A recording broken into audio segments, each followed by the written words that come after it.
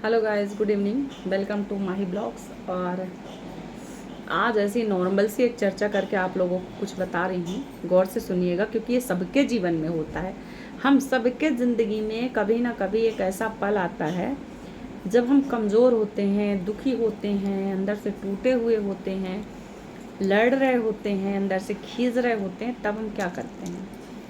जब हम परेशान होते हैं, रोते हैं, जब हमको आगे पीछे कुछ नहीं समझ में आता तो हम क्या करते हैं? हम ढूंढते हैं एक सहारा, एक ऐसा सहारा, एक ऐसा कंधा जिस पे सर रख के हम रो सकें, जिससे हम अपने लिए मदद मांग सकें, जिससे हम कह सकें कि हमारे अकेलेपन को दूर करो। जब हम ये कोशिश करते हैं जिस वक्त कि हमको कोई ऐसा मिल जाए जो हमारे लिए इतना कर सके, अपना कंधा अवेलेबल करा सके कि हम उसके कंधे पर सर रख के सोएं, रोएं, तो सोचिए उस इंसान के दिमाग में उस वक्त क्या चलता है। जब ऐसा कोई व्यक्ति मिलता है ना, तो हम उस वक्त सबसे ज़्यादा वीक होते हैं, हम सबसे ज़्यादा कमज़ोर होते हैं, क्योंकि हमें सपोर्ट की ज़रूरत थी, हमको सपोर्ट मिल गया।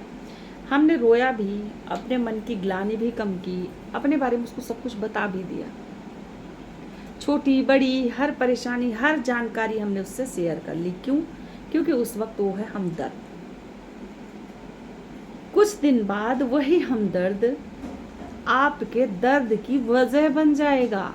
कैसे?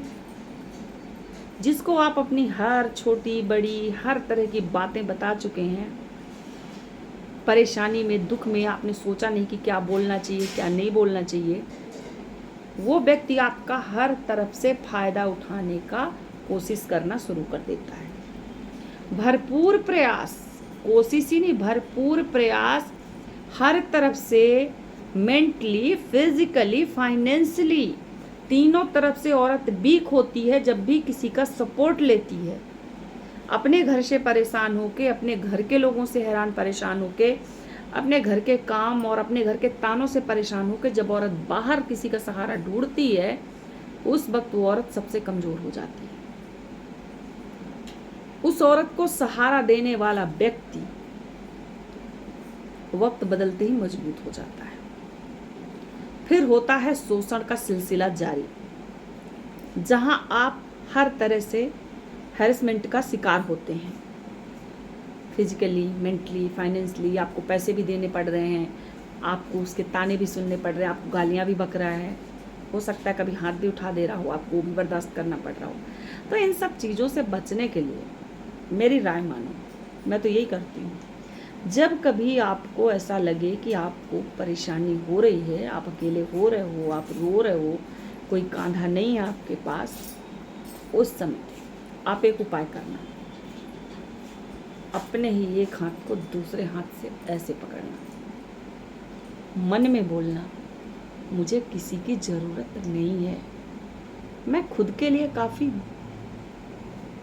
दूसरों का सहारा लेके मैं कितना आगे बढ़ूंगी, मैं स्वयं का सहारा लेके आगे जाऊंगी। जिस वक्त आप अपने आप से इतना बोलोगे, उस वक्त आपको किसी की भी ज़रूरत नहीं रह जाएगी, किसी के भी कांधे की ज़रूरत नहीं रहेगी।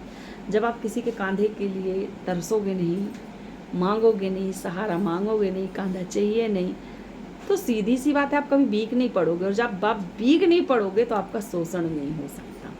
यकीन मानो, मैंने ये चीज़ें देखी हैं, सीखी हैं।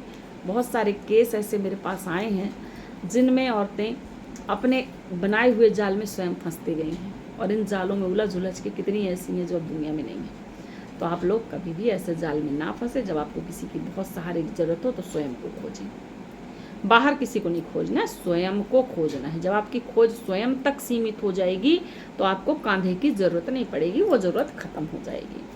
धन्यवाद गाइज, मेरी इस बात पे अमल ज़रूर करिएगा, और जो लोग अमल करें वो कमेंट्स करके ज़रूर बताएं कि कैसा लगा मेरा थॉट, मेरा विचार। धन्यवाद।